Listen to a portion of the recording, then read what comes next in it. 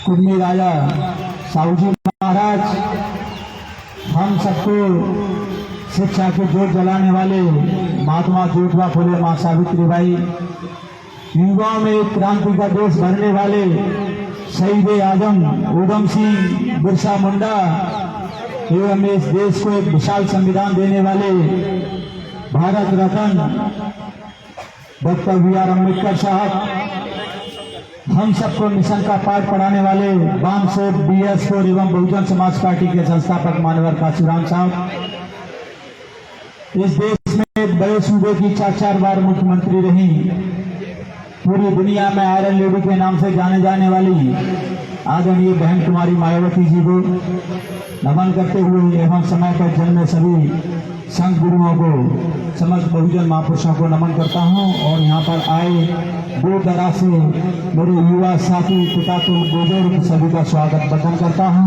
और आज के कार्यक्रम के मुख्य अतिथि प्रदेश के स्टेट कोऑर्डिनेटर आदरणीय बड़े भाई दिलीप वैद्य जी, दूसरे हमारे प्रदेश के उपाध्यक्ष आदरणीय बड़े भाई सुनील बघेल जी एवं समस्त पदाधिकारीगण, मंचासीन सभी का स्वागत वंदन करता हूं। आज बहुजन समाज पार्टी द्वारा जो एक दिवसीय धरना किया जा रहा है अन्य अत्याचार के खिलाफ, उसका मैं पूर्ण समर्थन करते हुए अपनी बात रखता हूं। इस देश में, ये प्रदेश नहीं पूरे देश में अन्य अत्याचार चरम सीमा पर बढ़ता जा रहा है।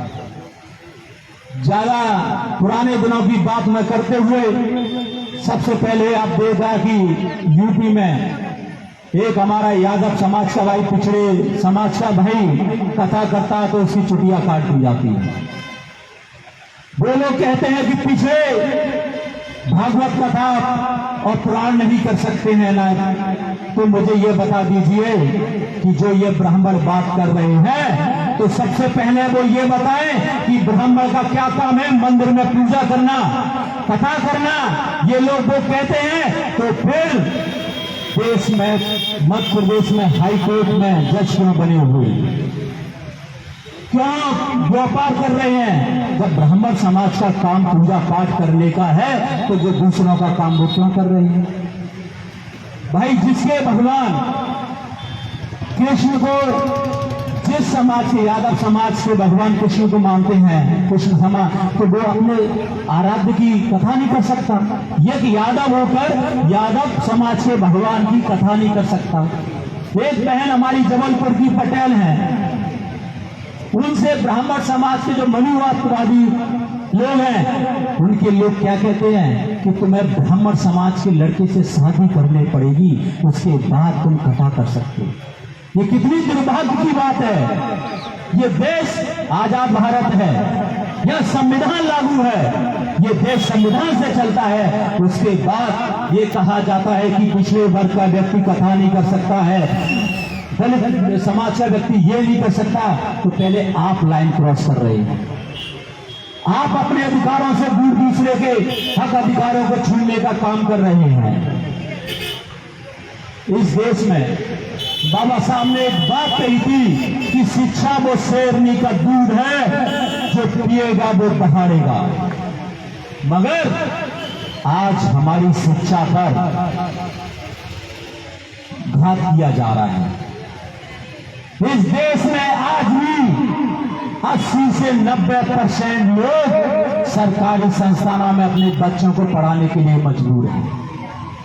कितने लोग हमारे विकसित हो चुके हैं, कितने लोग हमारे सक्षम हो सकते हैं? मात्र 5 से 10% जो लोग हैं वो सिर्फ प्राइवेट स्कूलों में पढ़ा सकते हैं। बाकी का हमारा किसान भाई, हमारा मजदूर भाई, जितने भी ग्रामीण में लोग रह रहे हैं, शहर में भी हमारे लोग मजदूरी कर रहे हैं, वो लोग आज भी प्राइवेट अच्छे स्कूल में नहीं पढ़ा सकते हैं। तो आज आप देख रहे हैं, नई ताजा खबर है, कम से कम 50 से 60 हजार स्कूल बंद कर दिए गए, सरकारी कॉलेज बंद किए जा रहे हैं। तो इस देश में अगर खतरे में है तो हमारे गरीब मजदूर दलितों की शिक्षा खतरे में है।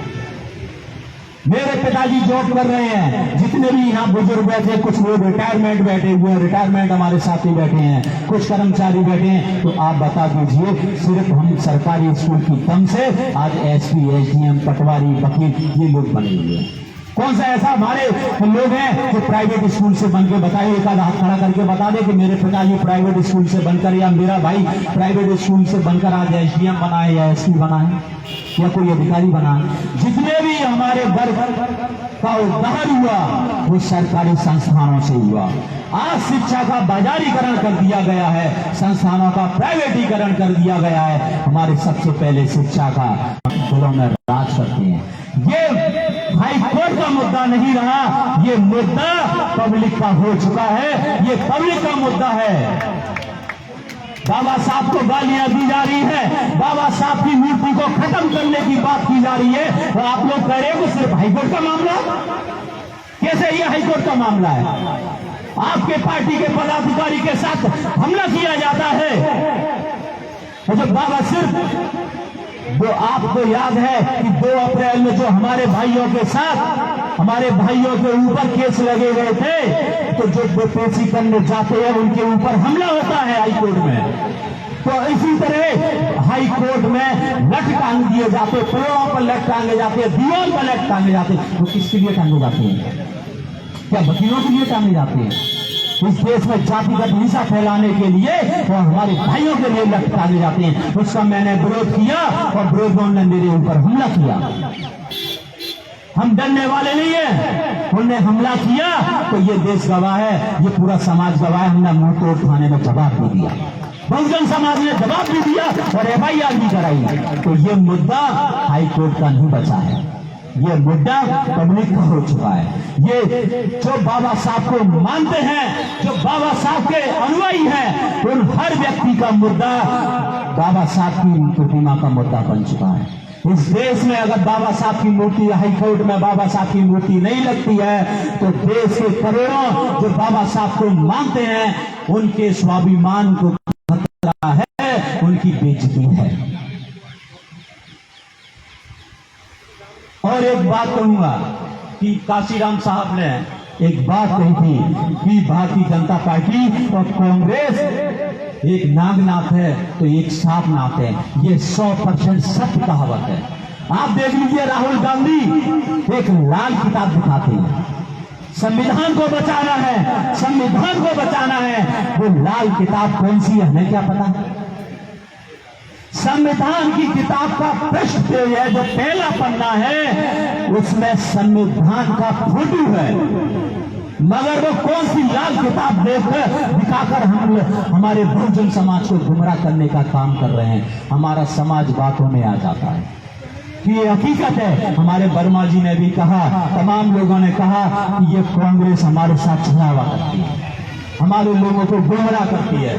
तो आज इस देश में एक और बात कही थी हमारे साथी ने कि हम तमाम मूर्तियां लगा दें, ये बात सही है। और ये सुन ले मनुवादी, ये तो होते रहेगा मध्य प्रदेश में यूपी से बड़ा दलित प्रेरणा स्थल बन के रहेगा। इसको कोई रोकने वाला नहीं है, दुनिया की कोई भी ताकत रोकने वाली नहीं है। और बहुजन समाज का राज आगे होने वाला है। ये भीम क्रांति का आगाज हो चुका है। बहुजन समाज पार्टी की सरकार बन के रहेगी, हम सब लोग इसको बनाने का काम करेंगे। और मैं अपने साथियों से एक बात और कहना देना चाहता हूं कि जो हम बहुजन समाज पार्टी की बात कर रहे हैं और हम अपने मुखिया को, कुछ लोग हमारे साथी हमारी मुखिया को गुमराह करने का काम कर रहे हैं, उनको सही रिपोर्ट देने का काम नहीं कर रहे हैं। मुझे मालूम है, मुझे समय का ध्यान है, मैं बिल्कुल अपनी बात जल्दी खत्म करूंगा। जो हमारी बहन जी को गुमराह करने का काम कर रहे हैं, मैं उनसे कह देना चाहता हूं, ये आपकी चालबाजी ज्यादा दिनों तक नहीं चलने वाली। ये काम बंद कर दे। जो ईमानदारी से पार्टी का झंडा लेके काम कर रहा है, अपना पैसा लगा रहा है, समय लगा रहा है, अपनी जान की बाजी लगा रहा है, तो उसकी सही रिपोर्ट दिखाने का काम करे। लालच छोड़ें और पर्सनल स्वार्थ छोड़ दें। और जिस दिन हमने पर्सनल स्वार्थ छोड़ दिया और गुमराह करने का काम बंद कर दिया, उस दिन तुम्हारे मध्य प्रदेश में क्या पूरे देश में बहुजन समाज पार्टी का परचम लहराएगा। तो इतनी ही बात मैं अपनी खत्म करते हुए बस एक लाइन कहूंगा कि कुछ लोग अमित शाह संघाती लोग कह रहे थे कि जय भीम करते इनको, अगर इतना भगवान का नाम लेते तो स्वर्ग में चले जाते। मैं उनसे कहना चाहता हूं, जिनको स्वर्ग में जाना है वो शौक से स्वर्ग जाएं। हम तो भीम की औलाद में, और हम तो भीम की औलाद है, स्कूल जाएंगे और अपने भाइयों को स्कूल लेके जाएंगे। हमारा भला, हमारा उद्धार सिर्फ स्कूल से हो सकता है और कहीं जाकर नहीं हो सकता। तो बस मुझे बोलने का मौका दिया गया, इसके लिए बहुत बहुत धन्यवाद। जय भीम, नमो बुद्धाय। जय भीम, बहुजन समाज पार्टी जिंदाबाद। बीएसपी की क्या पहचान, वोट हमारा, राज तुम्हारा, वोट हमारा, राज तुम्हारा। जय भीम, नमो बुद्धाय, बहुजन समाज पार्टी जिंदाबाद।